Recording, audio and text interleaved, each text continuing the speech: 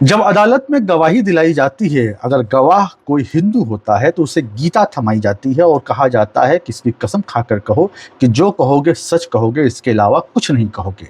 वहीं कोई अगर मुसलमान गवाह होता है तो उसे कुरान शरीफ दी जाती है और कहा जाता है कि इसकी कसम खा के कहो कि जो कहोगे सच कहोगे, इसके सिवा कुछ नहीं कहोगे। इसका मतलब कि अदालत का मोटो होता है कि उनसे सच उगलवाना उनकी धार्मिक आस्था के तहत। जबकि अदालत किसी मुसलमान को गीता नहीं देती कसम खाने के लिए और किसी हिंदू को कुरान शरीफ नहीं देती कसम खाने के लिए, क्योंकि कोर्ट भी दोनों के धार्मिक आस्था का सम्मान करता है और उसका मेन उद्देश्य होता है उनसे उस बुनियाद पर सच उगलवाना। लेकिन जब देशभक्ति का सर्टिफिकेट बांटने की बात होती है तो लोग वंदे मातरम गीत को इस तरह से पेश करते हैं कि मुसलमान इसको नहीं पढ़ता।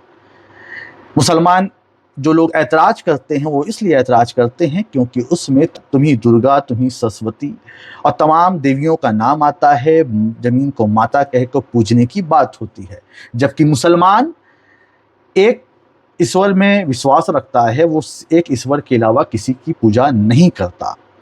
तो ये हुआ धार्मिक दोनों की सेंटिमेंट। अब एक वंदे मातरम के पैमाने पर अगर मुसलमानों की देशभक्ति चेक की जाएगी तो ये सीधे सीधे कानून का ही उल्लंघन है, क्योंकि आप किसी की भी देशभक्ति उसके हिसाब से, क्योंकि मुसलमान की देशभक्ति जय हिंद के नारे देने पर नहीं चेक की जाती।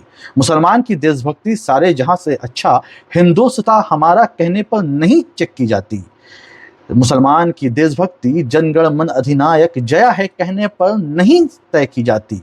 तो फिर ये पूरी तरीके से क्यों ना मान लिया जाए कि ये पूरी तरीके से हिंदू स्क्रिप्चर पर मुसलमानों की देशभक्ति को तय करना हुआ कि अगर हिंदू स्क्रिप्चर को, डिवोटी को, हिंदू सेंटिमेंट्स को अपना के वो देशभक्ति साबित करेंगे तभी देशभक्ति मानी जाएगी।